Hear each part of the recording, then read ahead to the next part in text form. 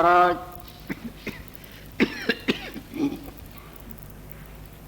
राजा जनक जी को जो विवेकामृत का मंगलमय प्रसाद सेवन करा चुके हैं, वही मंगलमय प्रसाद भगवान लक्ष्मी नारायण देव की अपार कृपा से हम सबों को प्राय नित्य ही प्राप्त होता आ रहा है और आगे भी श्री हरि कृपा करके दे रहे हैं।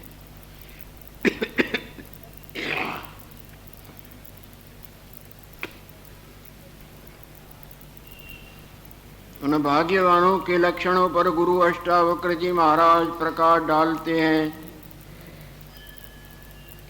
जिन्हों का वास्तव में जन्म सफल हुआ है।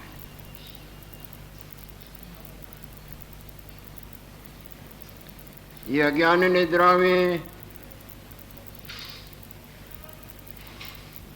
अनंत जन्मों में भटकता भटकता भटकता रहता है।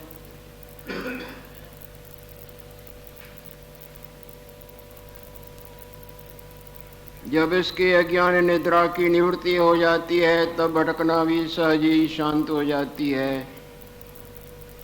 किसका अज्ञान, जिसकी वजह से ये भटकता है?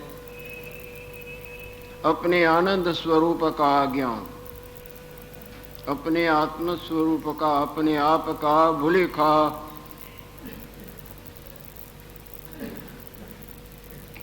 जो कि जन्म मरण में भटका भटका के भटकाता आता है। और जिन महान भाग्यवानों की इस भ्रम की भुलेखे की अज्ञान दोष की निवृत्ति हुई है, वास्तव में उनका जन्म सफल है।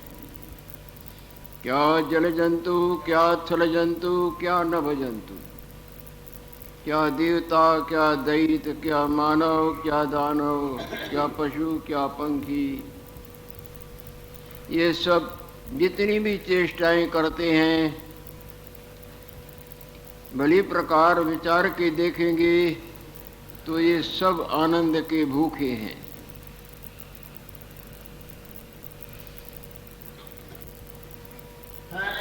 उस भूख के मिटाने के लिए कई प्रकार की चेष्टाएं करते करते मरते जन्मते, गलत सही का भुगतान भोगते भोगते पड़े भटकते भटकते भटकते रहते।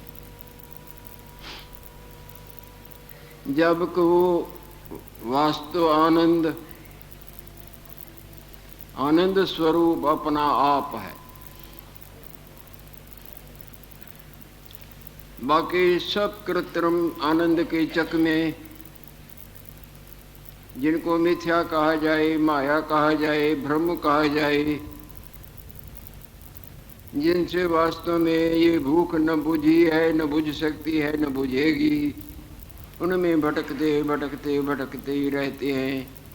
और जब अपने वास्तव स्वरूप का बोध होता है,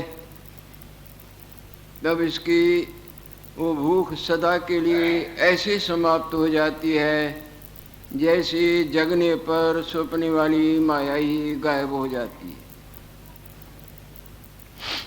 जैसे रोशनी होने पर अंधकार को खोजो तो दिखता ही नहीं।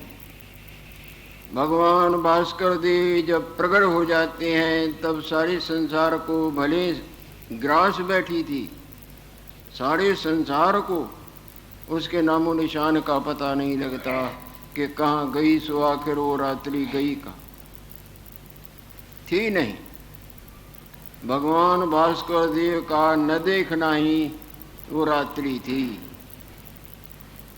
इसी तरह अपने आप का न जानना ही ये माया में अपने आप का देखना और इसमें अनंत प्रकार की मिथ्या वासनाओं का उदय होना और मिथ्या मायक भोगों, पदार्थों, तेरे मेरे मेरे तेरे, उन चेष्टाओं में प्रवृत्ति कराते कराते कराते उन प्रवृत्ति रूपी कर्मों का भुगतान, भला और बुरा, फिर भुगतान, मरण और जन्म कई खपनी ये देह रूपी धारण करनी और उसमें कई प्रकार के परिवार और आवश्यकताएं और कर्म धर्म दिखते दिखते जीवात्मा भटक भटक के भटकती रहती है। जब वास्तवताई का इसको बोध होता है, यानी अपने आप को भली प्रकार जानता है, तब कर्तापना और भोक्तापने का जो भ्रम है वो निवृत्त हो जाता है। जैसे जब प्राणी जागता है तो स्वप्न वाले अपने आप का मानना और उस मिथ्या मानने वाली मूर्ति का कर्तापन, कर्मों का कर्तापन मानना, कर्म करने और उनका अपने आप में अध्यारोप करना और उनका फल भोगना, ये सब भ्रम शांत हो जाता है। इसी तरह जिनको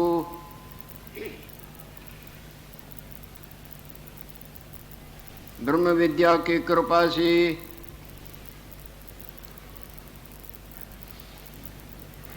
ब्रह्म विद्या के श्रवण मनन निधिध्यासन रूपी अमृत के सेवन करने से अपने वास्तव स्वरूप का बोध हुआ है, वो अपने आप में कोई प्रकार का कर्तापन, भोक्तापन, अध्यारोप ही नहीं करता। जो सपने में मानता था अपने को कई कर्मों का करता और उनके फल की इच्छा और आगे भुगतान भोगना, पर जगह पर कोई कर्म का करता अपने को नहीं मानता, और कर्म जितने भी वो करता था आनंद पाने के लिए ही करता था। जब जाग गया और वास्तव आनंद स्वरूप आत्म स्वरूप में विश्रांति हुई, तो क्या कर्तापन और क्या उनका फल भोगना, भोगतापन, दोनों भ्रम शांत हो जाते हैं। बल्कि जितना भी मन का उत्थान था वो सब समाप्त हो जाता है। जैसे आप गाढ़ निद्रा में पहुंच जाते हैं तो आपके जागृत का मन का उत्थान, ये मानना, ये करना, ये भला, ये बुरा, और सपने वाले जितने भी मन के उत्थान थे, वृत्तियाँ थी, वो सब मानना, गाढ़ निद्रा में रंचक मात्र नहीं रहता। जब वो मानना ही नहीं रहता तो वहाँ कोई दुख भी नहीं रहता।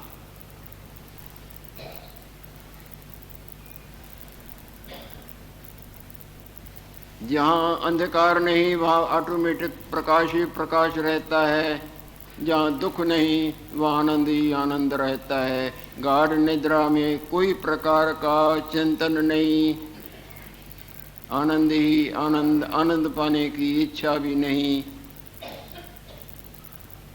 और पाने वाला भी अपने को नहीं देखता, बल्कि ज्यों का त्यों का ज्यों का त्यों, केवल आनंद ही आनंद, आनंद ही। विवेकवान की जितनी भी मन के उत्थान की लीला है उनमें सत्यता की जान नहीं रहती। जैसे जगे हुए की स्वप्ने वाली किसी भी क्रिया, किसी भी प्राणी और पदार्थ और मैं और मेरे में रंचक मात्र भी सत्यता की जाने नहीं रहती। जिस तरह समझदार जो पाठ करता है, उन पाठ के रोने हंसने भले बुरे क्रियाओं का अपने आप में रंचक मात्र भी अध्यारोप नहीं करता।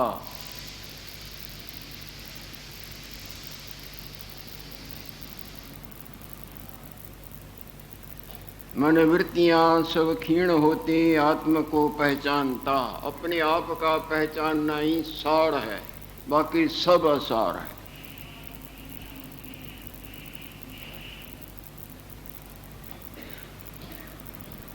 लौकिक ज्ञान हासिल करना, चाहे परलोक का ज्ञान हासिल करना, चाहे देवताओं का, चाहे दैत्यों का, चाहे मनुष्यों का, चाहे किसी का भी, कैसा भी, अपने आप के ज्ञान के आगे सब ये कुछ भी दम नहीं भर सकते हैं। तरती शोकम आत्मविद, शोक सागर से और कोई भी न छूट सका है, न छूट सकता है, न छूट सकेगा। यदि छूटा है तो अपने आप का, वास्तव अपने आप का जानने वाला ही छूटा है और छूट सकता है। नान्य पंथा विद्यते है ना, और कोई माया जाल से, दुखों से छूटने का न कोई उपाय था और न है न होगा। यदि अंधकार निवृत्त हुआ है तो केवल प्रकाश से ही हुआ है, और लाखों यत्न करें तो अंधकार किसी कीमत से न गया न जा सकता है न जाएगा। सब यत्न यही करते हैं आनंद मिले। आप भी यहाँ इसीलिए आए हैं और हम भी इसीलिए बोल रहे हैं। चाहे हम, चाहे तुम, चाहे तुम, चाहे हम, चाहे देवता, चाहे दैत्य, चाहे मानव, चाहे दानव, कोई कोई कोई कोई भी क्यों न हो, कुछ भी भला बुरा किया या कर रहा है या करने में, सब आनंद के पाने के लिए ही करते आए हैं, कर रहे हैं और करते ही रहते हैं। परंतु वास्तु आनंद माया में है नहीं तो वो देगी कहाँ से?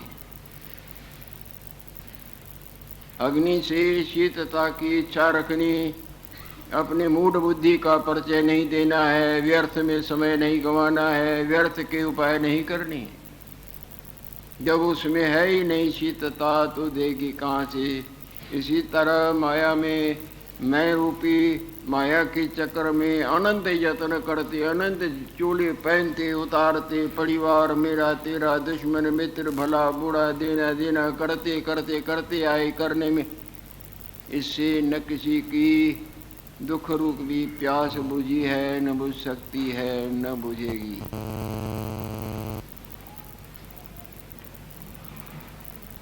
कर्तापना भोक्तापना जो आत्म में नहीं मानता, मन वृत्तियां सब क्षीण हो। मन चलता तो है पर अब उसमें जान नहीं। जैसे बीज को, जो बीज भट्टी से घूम आया, बीज तो दिखता है पर आगे उसको जन्म लेने, वृक्ष बनने, बीज बनने और फिर पैदा होने और मरने वो रोग नहीं लगता। और जो नहीं घूमा है भट्टी में, वो अनंत बार जन्मेगा और मरेगा, अनंत बार बीज भी बनेगा तो फिर जन्मेगा भी, बड़ा विस्तार भी देखेगा और कहीं कटेगा और टूटेगा। मन वृत्तियां सब क्षीण होती, आत्म को पहचानता। अपने आप की पहचानने के ऊपर ही देखो, भगवान कृष्णचंद्र भी अर्जुन को देख रहा था कि इसका रोना धोना तो शांत होता नहीं, चाहे मैं कितना भी समझाता हूँ, चाहे मैं इसकी मदद में रथ भी हाँकता हूँ, अपने बड़प्पन का मुकुट इसके सिर पर रखता हूँ, परंतु मुँह से घिरा हुआ इसको शांति नहीं आती। आखिरी शांति दुख निवृत्ति का उपाय जो अमोघ अस्त्र है, जो सुदर्शन चक्र से भी आगे है, वो है अपने आप का ज्ञान, अपने आत्मा का ज्ञान। अर्जुन को निमित्त ही बना के दिया तो हम सबों के लिए है।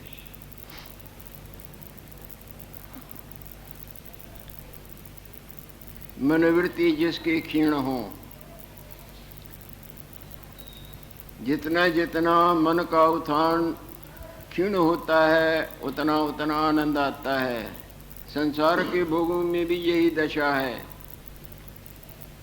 चाहे लाखों रुपए की चीज हो, बहुत सुंदर हो, पर आपके मन का उधर झुका क्षीण उधर दृढ़ता प्रवेश न होता जाए तो आपको वो सुख रूप नहीं भासेगी। और 2 पैसे की चीज होगी और आपके मन को घेरट में लाएगी, मन क्षीण क्षीण होता जाएगा, वो सुख रूप भासेगी। कोई भी संसार का भोग हो,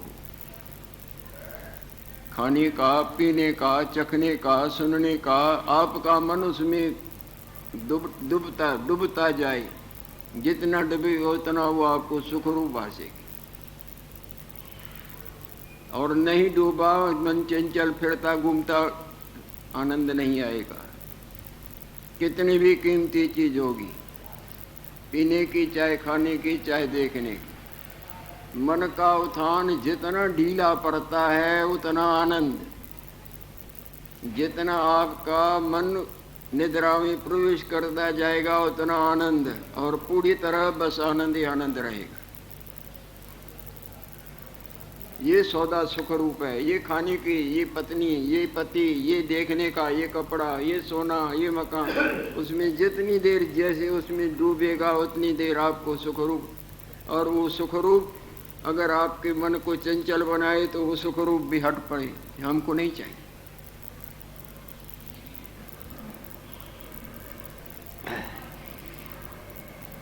मनवृत्ति जिसकी क्षीण हो, अंतःकरण होवे विमल। जब हृदय का, जिसको अंतःकरण कहें, अंदर का कर्ण, कर्ण इंद्रियों को बोला जाता है।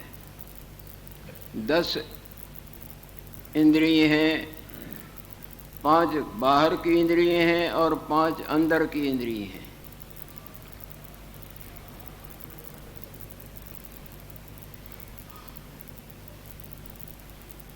इन सबों को मिला के अंतःकरण, अंदर के इंद्रिय को जो चारों भागों में है उनको मिला के अंतःकरण बोला जाता है। ये नेत्र रूप का ज्ञान प्राप्त करते हैं, ये सुनने का ज्ञान नहीं हासिल कर सकते, और कान जो है ये सुनने का ज्ञान हासिल कर सकते हैं पर देख नहीं सकते, ये अलग अलग काम करते हैं। रसना रस का ज्ञान प्राप्त कर सकती है, सारे शरीर का मांस, सारी देह रस का ज्ञान नहीं हासिल कर सकेगी जितना कि ये मांस की टुकड़ी हासिल कर बताएगी। इसी तरह सारी देह गंध नहीं बता सकेगी, नास का बता देगी। ये काम करने की इंद्रिय हैं, 5 काम करने की हैं, 5 ज्ञान प्राप्त करने की हैं। त्वचा को जल्दी ज्ञान हो जाएगा, सर्द गर्म कठोर कोमल फट इसको मालूम पड़ जाता है, मन सावधान हो। ये लेने देने का काम करते हैं, ये बाहर की इंद्रिय हैं, वो ज्ञान की इंद्रिय, और ये ले काम करने की, हाथ पांव मलमूत्र के द्वार इत्यादि 5 काम करने की इंद्रिय हैं और 5 ज्ञान प्राप्त करने की इंद्रिय हैं। और अंदर एक इंद्रिय है जिसको अंतःकरण बोला जाता है। मोटे शब्दों में उसको मन बोला जाता है, पर वो मन 4 जैसे तंतुएं मिला के एक कर दें रस्सी हो जाए, इसी तरह 4 वृत्तियों को मिला के अंतःकरण बोला जाता है। मन बुद्धि चित्त अहंकार, एत चतुष्टयं मिलित्वा अंतःकरणं भवति। ये चारों जब जुड़ जाते हैं तो उनको अंतःकरण बोला जाता है।